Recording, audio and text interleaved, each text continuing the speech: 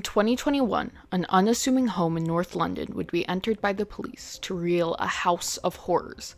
Amputated human parts filling freezers and Tupperware, a bed covered in heavy-duty straps. What had they stumbled upon? A serial killer? A cannibal? A true sadist? Only more questions would arise once there was the discovery of a camera, surgical tools, and a cyber audience of waiting, paying fans. This is about the Eunuch maker and his cult of castration.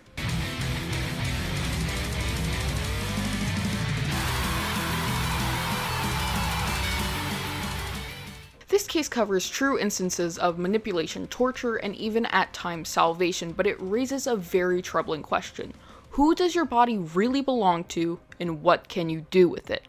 We're also going to take a look at the reality and the legality of consensual body modification surgeries coming from someone who has had illegal body modification surgical procedures done and plans to have more. Our conversation must first start with what is a eunuch? Simply put, it is someone who has had all gendered organs removed from their nether region. I think most people's first frame of reference to eunuchs would be a character from the Game of Thrones series where we see a very sly, cunning guy running around helping rulers, and this is actually not really far off from history. Eunuchs were typically made for social or political reasons and even at times was used as a form of punishment and still is in certain cultures to this day. The considered downsides of why you would make someone a eunuch as a punishment was also the reasons it would be a positive to make someone one. They no longer could carry an heir, they were no threat to royalty in that way, as well as they believed the castration was similar to animals, where you would have less testosterone and be more level-headed, someone you could go to that wouldn't be so emotion-based.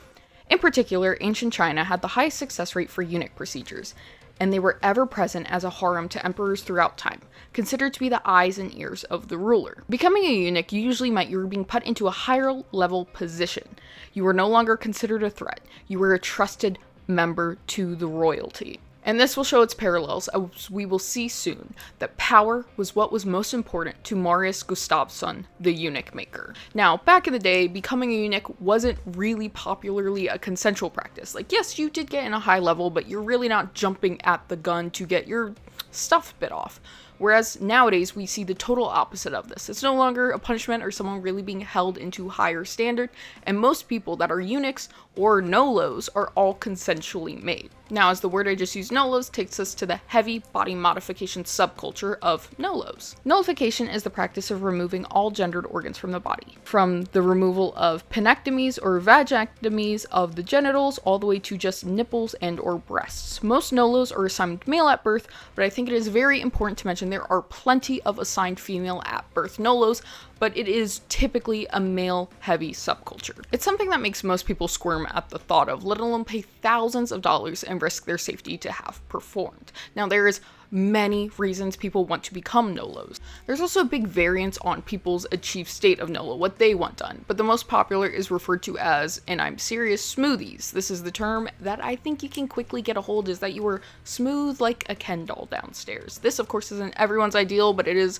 a common ideal in the community. There's a mass array of reasons why someone would want to be a nolo, from gender identity to traumatic experiences leading to dysphoria around gender organs, and or, of course, body integrity disorder, which the eunuch maker tried to claim he had, it was held up in court. This man absolutely does not have BID. Body integrity disorder is a mental affliction in which people believe they need a part of their body removed that has no issues or conditions, but the removal is literally all-encompassing to them. This is one of the biggest reasons for people undergoing any unneeded home amputations, but more often they will injure or destroy the part of their body they want removed, so medical practice has to come in and help them, because you cannot just walk into a hospital and say, I want my arm cut off.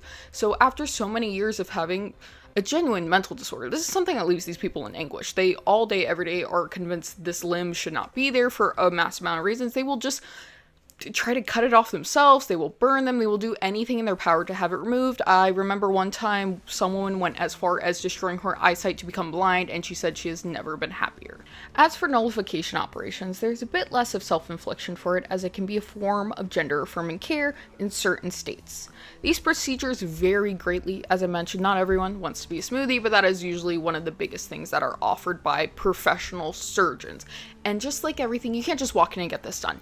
Once again, you need at least, I believe it's 2 papers from mental health people. You have had a vast amount of time with confirming this is the best course of action for you, and then you gotta find a doctor that approves it. Some people are not comfortable even discussing this with medical practitioners. It's believed from statistics that 2/3 of all eunuchs are closeted and do not discuss or even have anyone that knows. This leads to people turning to what are called cutters within the subculture. I'm sure you could quickly get a picture or an idea of what a cutter is, but yes, it is someone who will do nullification surgical operations on people that are not medical professionals, surgeons, and are not doing it in, frankly, any sterile setting. Cutters most commonly come from a medical or surgical background. I've seen quite a few mentions of military medical vets who will do it for people at a lower cost of surgery. And that's also a big reason cutters exist, is not only just, not being comfortable and feeling some sort of societal shame around it, but it's also money and location. Some people just think they can't get to somewhere they can get it done safely, or they don't have the means to, and once again, this is something that holds a lot of shame. So when you're in a culture with other people who understand you, if there's someone who's already done procedures and they know, it feels more comforting for people. But there's also plenty that have no medical background, like the leader of a cyber ring of voluntary nullos in which he and at least 6 other men performed illegal nullification and castration surgeries, videotaping them, uploading them onto a self-made social site where you could pay to view the videos, as well as partaking in the cannibalism of the removed organs. The site was called the Eunuch Maker. The leader of this ring was Marius Gustavson, who is now commonly referred to as the Eunuch Maker. On all accounts, he had a very boring childhood, no instances of young violence or anything against anyone at all. The only criminal background he has is 2 cases of embezzlement, in which one he said verbatim in court that the business should be to blame, not him. They should have realized. And I think this starts to paint a very obvious picture of who Marius is. He is someone who doesn't think he should be held accountable for his actions, and we will quickly see just how far that takes him. Gustavson had stated at least once that when he was 14, he saw the image of a male eunuch in a book, and that he knew that was what he ultimately wanted to be.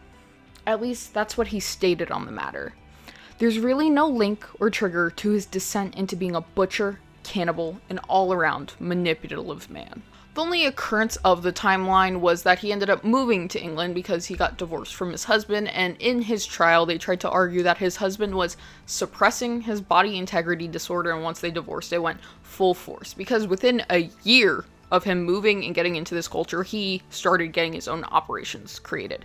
And body integrity disorder is not necessarily something that can be suppressed, let alone suppressed by a partnership with another individual. This was just obviously total BS. And Gustavson wouldn't just be in the culture. He would arguably become the face of cutters.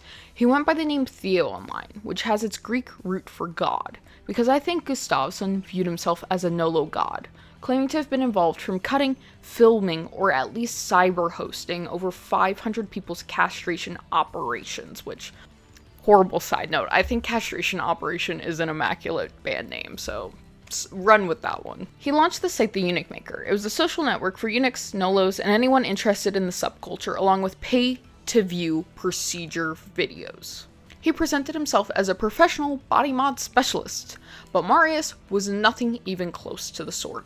Him and the eventual team of men he created would use kitchen knives and tools created for animal castration to do the procedure on bed frames or in hotel rooms with moving straps and bondage cuffs attached to hold the victim, or we can say client, down. There was no alleged auction aspect to the site that you could purchase the part that was removed in the video.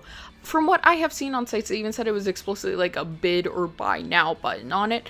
Now, without a doubt, Gustavson was absolutely selling the dismembered parts, which we're about to get into, but this part's a little, it's a little funny to think maybe you could buy them like eBay on the site. But one person who actually was there when a sale was made has said on the matter, after seeing Gustavson pull a jar out of a fridge near his couch, quote, "We asked him and he said, 'Oh yes, this is someone's business. It belongs to this nice 20-something from Belgium.'" Now, between 2017 to 2021, he's involved in at least 29 procedures with 13 victims, but the number is probably much greater than this. These are his undeniable cases. And as you can assume, with how dodgy this surgical setup was of literal kitchen knives, as I'm showing to you, and animal castration tools, things would go wrong more than not. This was not a smooth operation by any means. And what Gustavson's answer to this was that when things went bad and they couldn't control it, he would call 999, saying that there were accidents, typically in the kitchen with a knife, and the person never meant to have anything cut off. This is one of those phone calls. Emergency ambulance, is patient breathing? Yeah. Exactly what happened? The person had an accident with a kitchen knife. Okay. So he's cut himself really bad. And just confirm again, which part of his body is injured? His groin. Okay. I don't know exactly what happened. Can you check then, was it actually definitely an accident? Or was he done this on purpose? No, it was an accident. Purely an accident. The website would even have a verified Eunuch badge that would pop up on your icon picture, which held some sort of status. It was like having a check mark on Twitter in a way on the site, because this made your profile more appealing to voyeurs or other eunuchs, because it means you were the real deal. You really went for it. There were just as many people involved with the community that didn't want to be eunuchs, but had the attraction to them or want to castrate someone else. It's the simple aspect of an adult power exchange. There's the dominant partner and the submissive partner. Many people get into nullification or castration because it is the ultimate escalation of CBT, and the Eunuch Maker site, outside of, doing all these procedures and stuff, it was essentially an extreme play site, because this was now a closed member subculture group, and so many people were into it that didn't want to be eunuchs. I can't talk about a lot of it because we're on this platform, but it just as much about doing dodgy surgical operations was about this power dynamic people could hold over someone. The Eunuch Maker website had around 22,841 actively paying members. One of these was, surprise, surprise, even a high member of the Church of England. Geoffrey Balcom was a priest that was arrested after the investigation of Marius showed ample evidence of contact between the two, including his possession of, quote, images which portrayed in an explicit and realistic way an act which resulted or is likely to result in serious injury to a person's, and which were grossly offensive, disgusting, or otherwise of obscene character, unquote. Gustav was performing operations on people as young as 16. It is completely unclear if this is exactly the type of content that Geoffrey was getting from him, but it is highly suspected to be so. It's believed that the website had brought in at least £300,000 from the 7 years worth of footage, with the most expensive annual subscription costing £100. I've seen many claims along with this bid buy now button that there was live streaming on the site. This is not out of the realm of possibility. Once again, this is a ClearNet site. This was just a site you had to make an account on. This was out in the open, as we've discussed time and time again. Scary stuff's on the ClearNet. You don't need to do all this crazy stuff to find things like this, point in case with the Eunuch Maker. But I will say, it is very hard for me to get a lot of verification on the website. It was a closed member site, and this is a very new, fresh case, so we're going to be getting more details out as literally years go on.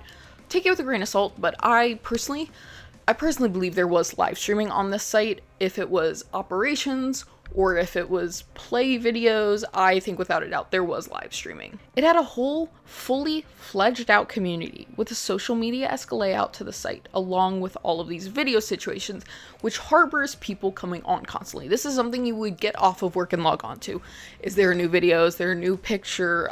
You would follow certain people once again with those verified Eunuch badges. So this was such an extremely active site. I've seen claims there were at least 400,000 people on it at one point. And of course, Gustavson couldn't be running the empire himself. He had at least 7 other men heavily involved, who were also tried in court for their roles, which varied from performing surgeries to helping just run the site.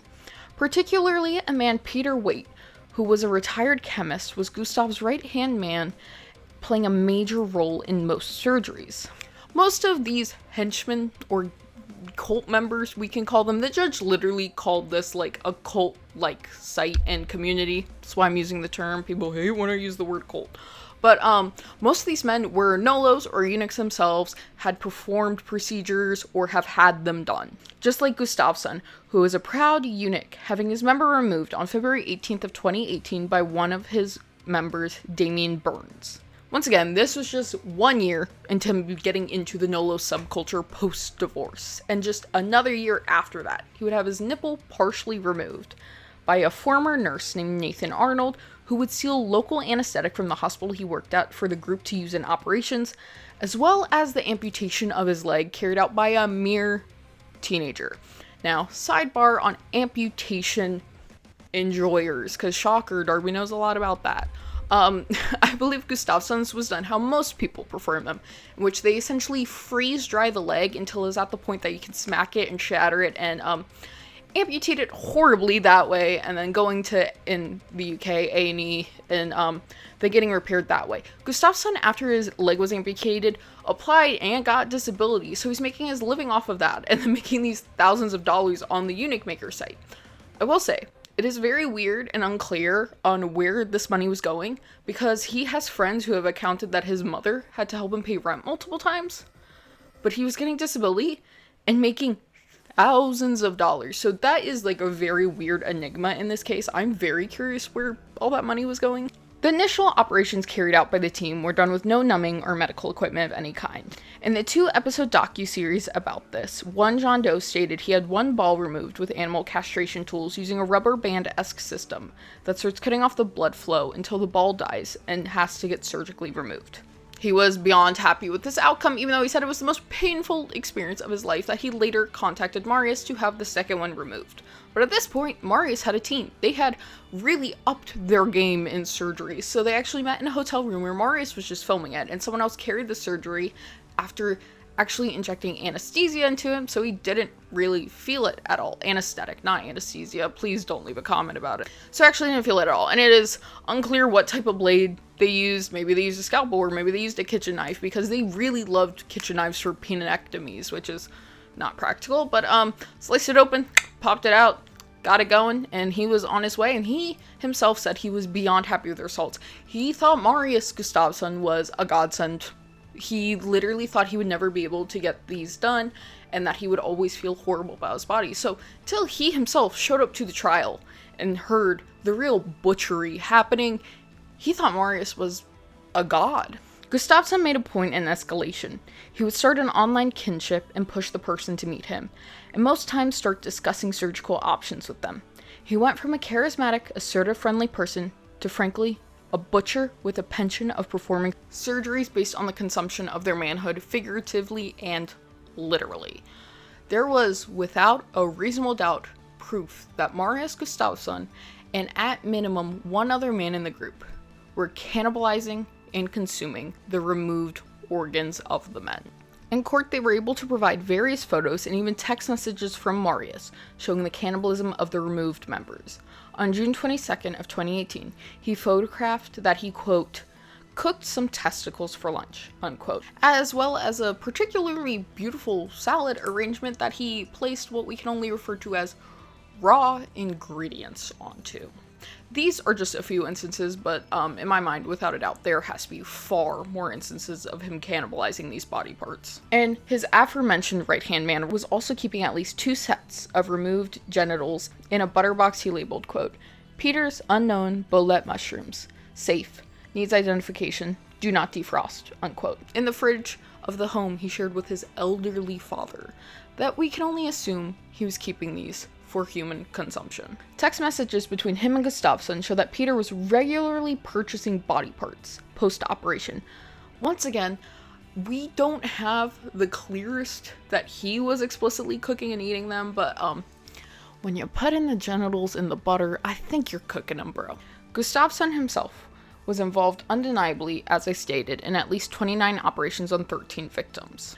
And it would be one of these victims who came forward and took the entire Eunuch Maker empire down. Although there were consensual participants in their removal, without a doubt, Gustavson was grooming, manipulating, and even bribing people into getting operations done, claiming they would receive thousands of dollars for the video on the site's monetization system. And even once again, the sale of the parts removed. Once again, in the 2-part docu-series on the Eunuch Maker, they discussed that one man who had a picture of CBT happening shared online. It became vastly popular. He ended up meeting Gustavson, who told him he explicitly could get tens of thousands of dollars for his removed member and that he already had a buyer set up. In 2020, a man that was deep within extreme play had one of his friends in the subculture tell him to chat with Gustavson, that he was into really extreme stuff. The man ultimately did, and after a few instances of being around Gustavson and Marius making him involved on the site as a member, he would be strapped to a bed, electrocuted, and had his balls clamped off, all while he was high on drugs, obviously not being able to consent.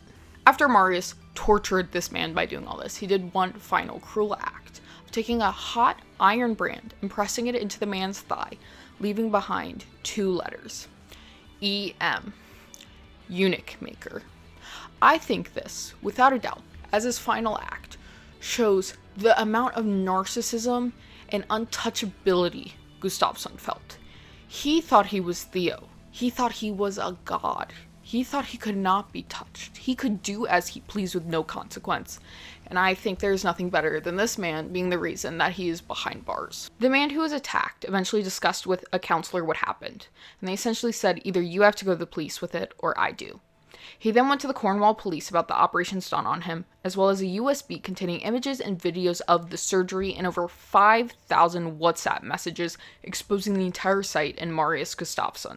The investigations into the crimes were taken extremely seriously, and they eventually were able to get an approval to raid his home in 2021. The police would enter the residence, uncovering more than I think they could possibly fathom, from the dismembered parts to the shoddy surgical gear and the ever-incriminating camera and bed setup, even with a sign above referring to Theo's playroom that also had Marius's own testicles that were removed framed next to it.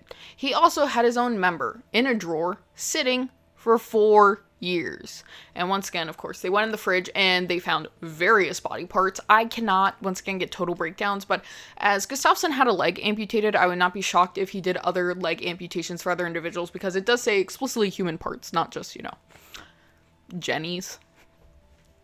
I hate that I said that. Marius was sentenced to life with a minimum of 22 years served on the charges of conspiracy to cause grievous bodily harm by performing extreme body modifications on people as young as 16 between the years of 2017 to 2021. And as I've mentioned, at least 7 other men were charged with him. Almost everyone's charges involve conspiracy or grievous bodily harm. Now, outside of the entire act of illegal surgery, let's first take a look at the legality of video sadomasochism, because believe it or not, they do not like that over in England. And I think that is just integral to the group as much as the nullification procedures. Previously in England in the 80s, there was a 3-year-long investigation referred to as Operation Spanner. This began after the uncover of a homemade videotape of 2 people consensually taking part in very extreme play involving scalpels and hammers and nails. Once again, this was all done between 2 consenting adults that were of age, privately in their home and videotaped for possible personal use or even distribution within their community. After this began, hundreds of gay men were questioned by police. Ultimately, 16 of them were eventually prosecuted for consensual acts that took place in private. This involved trial of R.V. Brown created a legal precedent that is upheld to this day in England, that, quote, consent is not a valid defense of committing bodily harm, unquote. And then this now takes us with our one aspect to our secondary aspect of let's live in a perfect world where Gustavson was not butchering people and not calling 999 to send people to A&E, where he actually knew what he was doing. One of the 9 judges that were at the multiple trials stated, quote, that consent was not a defense and people must sometimes be protected from themselves, unquote. This starts a really difficult conversation. This once again takes us to, we're talking about member cannibalism, Armin Mize, which you may know is Cannibal Cafe, even though it wasn't Cannibal Cafe, it was like a Yahoo group, whatever, does not matter. But once again, that was a case of consensual cannibalism and murder. Armin, obviously, was still in prison for this, even though there was plenty of proof of consensualism.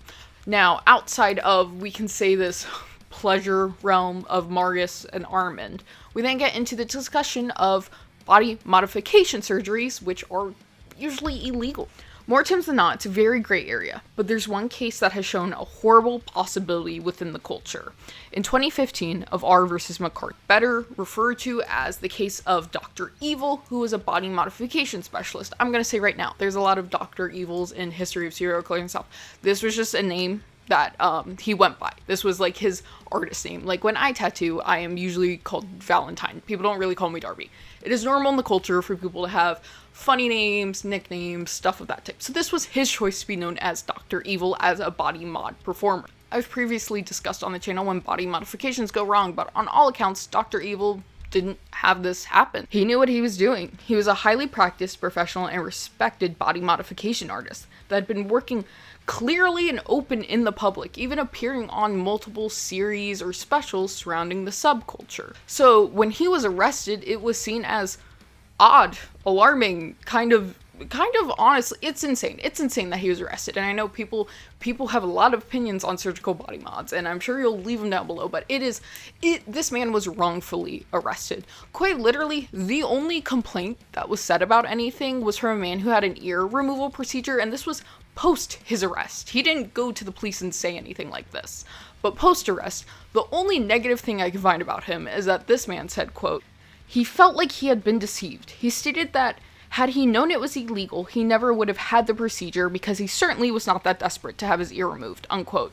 So not even any complaints based on the surgery or the operation. This guy was just like, I didn't know it was illegal, I wouldn't have gotten it, which also, I kind of don't know how you can really get something like that done and not really know it's not super legal, especially Dr. Evil had consent forms, and he had proof of all these consent forms, and of course this wasn't enough for them. He had clients show up and testify on his behalf. This wasn't enough for them. His whole case kind of laid on a Victorian law, a law from 1861, that, quote, you cannot consent to harm, unquote. He was essentially forced to plead guilty to 3 cases of grievous bodily harm and had to serve over 3 years, all while his wife was pregnant. Like, it's really maddening and really upsetting when I think that, you know, someone who was really safe and knew what they were doing had to serve time for it, because time and time again, people do horrible botched body mods on people and get away with it. I see constantly on TikTok, people getting garbage tongue splits and just like no repercussions. Body modification surgery lives within this very obscure gray area and is almost always illegal. It's such a difficult issue because there are people who have no business working on people like this. More often than not, you hear the horror stories because this is something unregulated because of its illegality, which makes it more unsafe. Like, here's the thing. Body modification surgeries have been around for decades. They're going to continue to be around. No one's going to stop getting them. If anything, they're in such a rise of popularity now. So, like, it's such a thing because, like, I also don't want laws on top of people performing stuff like this, but at this point we have to, because there are people who have no business doing what they're doing, and there are people who are being wrongfully arrested for them. Like, I myself have had scarification performed and some other stuff, which none of your business. But I am getting extremely large scarification done in the very near future, and I am lucky enough that I have access to people that are safe, clean, and knowledgeable. I'm in the industry, so it's easy for me. But there are so many people who are non-industry people who just, they don't know what to look for. So without regulation on body modification surgeries, I'm just gonna think we hear more and more stories of things like this. I know you're like, ooh, the Eunuch. The Eunuch maker is kind of an extreme comparison to someone getting a coin slot, but like, plastic surgeons have no interest in performing these procedures. More often than not, you will find some that do, but it's not worth your time. It really isn't. It isn't. And body modification artists are artists, and they've been here forever, and they're gonna keep being here, and to have stuff like this just live in this ambiguous category is so frustrating. But back to Marius Gustavson and his gaggle of cutters, I think we are just gonna keep hearing more stories about this, because this is so recent, and it was something that was going on for years, and this was just recently uncovered. And this was only uncovered because he kind of did it to the wrong person. He could have kept doing this to consensual people, and we kind of would have no clue about it. And there's a lot of forums and places for Nolos and Eunuchs, but it is this big societal shame for them. It is something they want to keep within themselves because they are taught that it is bad or wrong or anything like that. And people are people, and I think everyone should do whatever makes them happy. I'm sorry, I don't care if someone wants to be a eunuch. I think that's in their right. If someone doesn't want a nose, I don't care about that either. Go cut your nose off. And I think societal shame makes things so unsafe, and people turn to these weird dark subcultures, and you end up here. You end up with someone like Marius Gustavson, who is in it for power. I think this was such a game to him, and a game he wanted to win. He wanted notoriety, and unfortunately he got it, and now he's gonna have it forever, and he will always have this evil title of the Eunuch Maker. Once again, this is a really new case. I really have scoured as much as I could to get stuff about this, but it's really hard, and I'm, of course, very fascinated in, you know, crazy, weird internet surgical stuff, so I really want to talk to you guys about it, especially after the Red Rooms video where I kind of mentioned it. A lot of people were asking about it, so this was the video. If you made it all the way to the end of watching this, thanks so much. Sorry if it was a little chaotic. As you can tell, we're in a new setup, so we're working out the kinks of that. Also, let me know if you guys like seeing the mic, or if you don't want to see the mic. I am taking a little bit of input, and also the new like camera angle. So once again, thanks for watching, liking, commenting, and subscribing. Make sure to hit all the notification stuff, bells, whatever. All my social media is linked down below. I'm Derby Valentine's and everything. Make sure to follow it. What's the craziest thing you've seen on the internet? Because I think coming across the Eunuch Maker site before it was taken down had to have been absolutely fucking insane. So make sure to let me know down below. Dude, I think this is so crazy and bad. Yeah, follow me on Instagram and Twitter. I'm the most active there. I don't know, man. The decline on this video is insane. Whatever. I keep yapping. People are gonna complain about it. Alright. Thanks for watching. If you like this video, dang, girl, what video would you like? Oh, you might like my video about when body modifications go wrong. Once again, I'm Darby Valentine. I'll see you later. Bye.